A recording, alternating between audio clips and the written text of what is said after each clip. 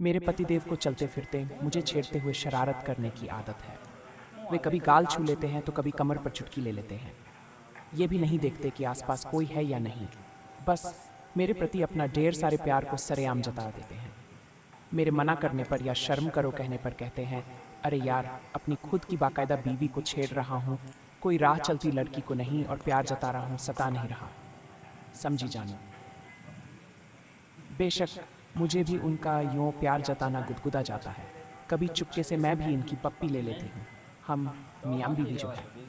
पर एक दो बार मैंने नोटिस किया है कि मेरी कामवाली सुनीता हम पति पत्नी की ये अटखेलियाँ दरवाजे के पीछे खड़ी रहकर छिप छिप कर देखती है।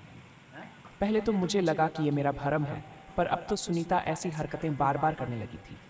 वैसे सुनीता बहुत अच्छी है, स्वभाव भी मिलनसार और काम भी परफेक्ट, कभी शिकायत का मौका नहीं देती। जब वह कुमारी थी तभी से हमारे घर में काम कर रही है। अभी 1 साल पहले ही उसकी शादी हुई थी। ससुराल यहीं पास ही में है, तो शादी के बाद भी सुनीता ने काम नहीं छोड़ा। वह हमारे परिवार से घुल मिल गई है। दरअसल कुमारी लड़कियों को ऐसी हरकतें देखने की उत्सुकता रहती है, पर सुनीता की तो अब शादी हो गई है। उसका पति भी उसे प्यार करता होगा, शारीरिक सुख देता होगा। फिर हमें प्यार जताते देखने की इतनी ललक क्यों है? मैंने अपने पति गोपाल को इस बारे में बताया भी, पर उन्होंने बात को मजाक में टाल दिया। पर मैं अब सतर्क हो गई थी। जब सुनीता काम करने आती थी तब मैं अपने पति से दूरी बनाने की कोशिश करती थी। यूं ही साल भर बीत गया। एक दिन बिना बताए सुनीता काम पर नहीं आई। आज तक ऐसा कभी नहीं हुआ, क्योंकि जब छुट्टी लेनी होती है तब वह बताकर जाती है या फ़ोन कर देती है। हमने सोचा कि आ गया होगा कोई काम, पर जब वह दूसरे दिन भी नहीं आई तो मैंने उसके पति को फ़ोन लगाया, पर कोई रिप्लाई नहीं। मैंने गोपाल से कहा, चलिए ना सुनीता के घर, मुझे फिक्र हो रही है। ज़रूर कुछ हुआ है, वरना सुनीता यो बिना बताए कभी छुट्टी नहीं लेती। इनको ज़्यादा फिक्र थी, तो बोले, अरे पूनम, कोई दूसरी काम वाली रख लो ना यार, कहाँ दूसरों के झमेलों में पड़ती हो। मुझे ऑफिस के लिए देर हो रही है, मैं चलता हूँ। पर मेरे मन को चैन नहीं था, तो इनके ऑफिस जाते ही मैं एक्टिवा लेकर निकल गई। एक बार भारी बारिश थी तो हम सुनीता को गाड़ी में छोड़ने गए थे। पास वाली बस्ती में ही रहती है, इसलिए घर देखा हुआ था। मैंने एक्टिवा गली के नाके पर पार्क की और छोटी सी पगडंडी पर चलते हुए उसके घर पहुंची। देखा तो सुनीता की सास आंगन में बैठी लहसुन छिल रही थी। मैंने पूछा, मौसी सुनीता कहाँ है? 2 दिन से काम पर नहीं आई। ये सुनते ही मौसी तुनक कर खड़ी हो गई और दहाड़ते हुए बोली, नाम मत लो उस कुलटा का, हमारी इज्जत पर पानी फेर दिया उस कर्मजली ने। मैंने हकीकत जाननी चाहिए, पर वे तो सुनीता को गालियां देती मेरे मुंह पर दरवाज़ा बंद करके घर के भीतर चली गई। पड़ोस के घर में खड़ी एक लड़की चुपके से मुझे देख रही थी। मैं उसके पास गई तो वह भी दरवाज़ा बंद करने लगी, पर मैंने धक्का देकर दरवाज़ा खोल दिया और पूछा, अगर तुम्हें पता हो तो सिर्फ इतना बता दो कि सुनीता कहाँ है। सरकारी अस्पताल में, कहकर वह लड़की दरवाज़ा बंद करके चली गई। मैंने एक्टिवा ली और सरकारी अस्पताल आ गई। कितनी देर इधर उधर भटकते हुए मुश्किल से सुनीता को ढूंढा। देखा तो वहाँ पुलिस भी थी। मुझे कुछ समझ में नहीं आ रहा था कि सुनीता ने ऐसा क्या किया होगा। मैं नज़दीक गई तो मुझे देखकर सुनीता ने शर्म के मारे चेहरा दूसरी तरफ कर लिया। मैं एक कुर्सी पर बैठ गई और सुनीता से कहा, इधर देखो। सुनीता नज़रें झुकाए बोली, मैडम आप यहाँ। मैंने कहा, जब तुमने कोई खबर नहीं दी तो मुझे आना ही पड़ा, बताओ भी क्या हुआ है? कहीं गिर विर गई या किसी ने मारा? एक एक बात बताओ। सुनीता ने कहा, मैडम सब बताऊंगी, थोड़ी ठीक हो जाऊं फिर घर आती हूँ, यहाँ कुछ बताना ठीक नहीं। मेरी बात सुनकर आप ही इंसाफ करना कि मैं सही हूँ या गलत। मुझे लगा कि शायद कोई गंभीर बात है, इसलिए मैंने कहा, ठीक है, मैं इंतज़ार करूँगी। ये ले 3,000 रुपये रख, और किसी भी चीज़ की ज़रूरत हो तो फ़ोन करके बता देना। और मैं घर आ गई।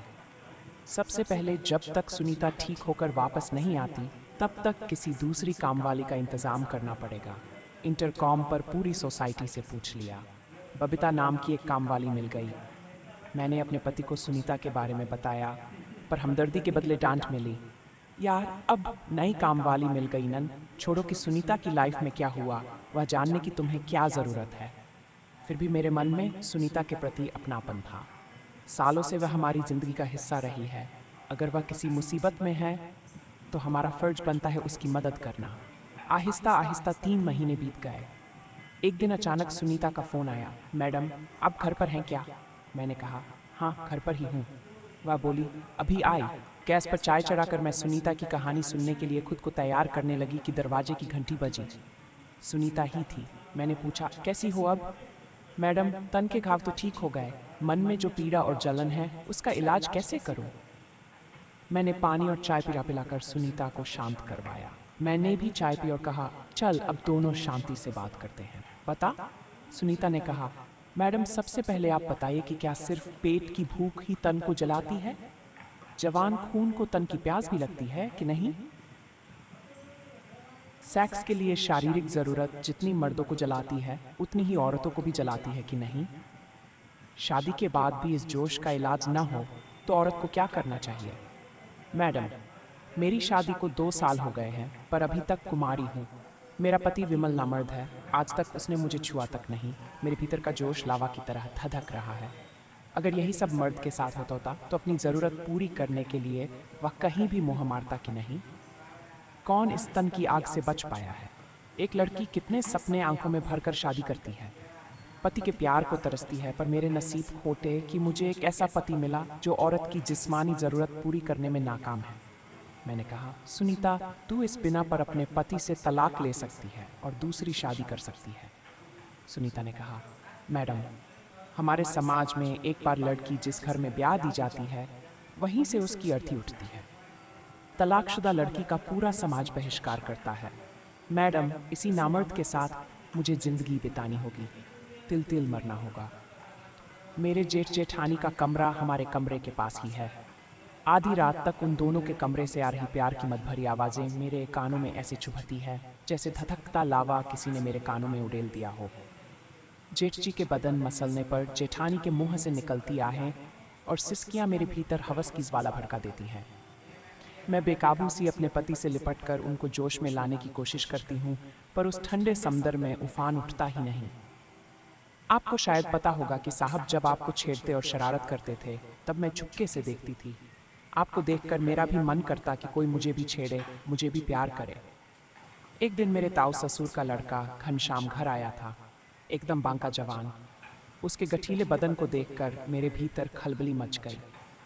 उसकी नज़र मेरे ऊपर पड़ते ही मैंने होंठों पर जीभ रगड़कर अपनी प्यास जाहिर कर दी। फिर तो वह बार बार हमारे घर आने लगा। हम दोनों एक दूसरे को जी जान से चाहने लगे। एक दिन मेरी बुआ सास की लड़की की सगाई थी तो घर के सारे लोग पड़ोस के गांव जा रहे थे, पर मैं पेट दर्द का बहाना बनाकर घर पर ही रुक गई। फिर जैसे ही सब गए मैंने घनश्याम को अपने घर बुला लिया और उस दिन मैंने अपने कुमारेपन को घनश्याम को सौंप दिया।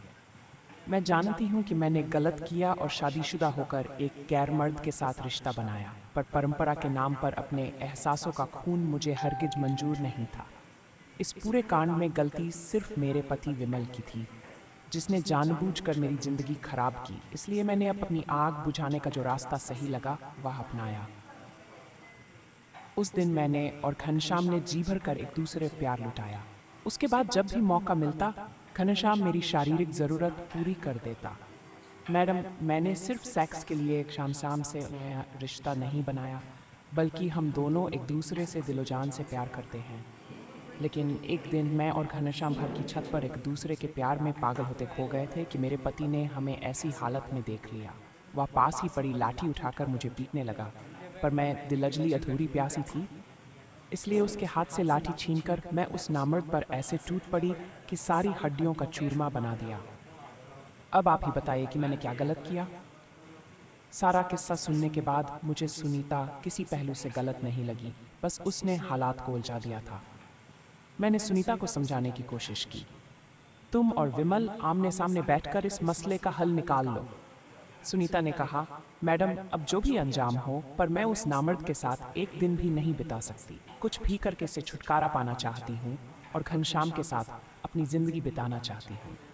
परिवार और समाज के डर से मुझे अपनी ज़िंदगी डोनी नहीं बल्कि जश्न सी जीनी है। सुनीता की आंखों में प्यार की खुमारी और हिम्मत को देखकर मैंने सुनीता की जगह खुद को रखकर देखा तो किसी पहलू से सुनीता मुझे गलत नहीं लगी। मैंने उससे कहा, देखो, तुम गलत बिल्कुल नहीं हो। प्यार और जंग में सब जायज़ है। शादी टूटने में हर बार औरत ही जिम्मेदार नहीं होती, बल्कि इस तरह थोपा गया रिश्ता टूट जाए वही सही है। सुनीता मेरे गले लगते हुए बोली, मेरी भावनाओं को समझने के लिए बहुत बहुत धन्यवाद मैडम। अब मुझ में हिम्मत आ गई है। मैडम, जब तक ये मामला सुलझ न जाए तब तक शायद काम पर ना आ सकूंगी, पर वादा करती हूँ कि सब ठीक होते ही वापस काम पर लौट आऊंगी, कहकर सुनीता चली गई। इस बात को 4-5 महीने हो गए थे। मैं तो सुनीता को भूलने भी लगी थी कि एक दिन अखबार में पढ़ा कि एक शरीफ पति के हाथों सुनीता नाम की एक बदचलन औरत का कत्ल। मैंने तस्वीरें ध्यान से देखी और मन ही मन बोली कि ये तो मेरी वाली सुनीता है। मैं तुरंत उस अखबार के दफ्तर गई और संपादक को सारी सच्चाई बताकर कहा, कल के अखबार में अब वही छपेगा जो अब मैं कहने जा रही हूँ। दूसरे दिन उस अखबार में खबर थी कि कल वाले मर्डर केस में एक सनसनीखेज खुलासा, एक नामर्द पति के हाथों सुनीता नाम की मासूम और शादी के नाम पर छली गई औरत की हत्या। ये पढ़कर मुझे संतोष मिला। मैं सोचने लगी, पाखंडी समाज में न जाने ऐसी कितनी गीताएं दूसरे की गलती के चलते बलि चढ़ जाती होंगी। सहना सिर्फ औरतों के हिस्से ही क्यों आता है? इतने में पतिदेव ने चुटकी बजाते हुए मेरे ख्यालों की डोर तोड़ते हुए कहा, हेलो बीवी, एक कप चाय मिलेगी क्या? मैं मुस्कुराते हुए गोपाल के गले लग गई। तो दोस्तों, वीडियो अच्छी लगी हो तो चैनल को सब्सक्राइब जरूर करें। मिलते हैं अगली वीडियो में, तब तक के लिए love you and take care.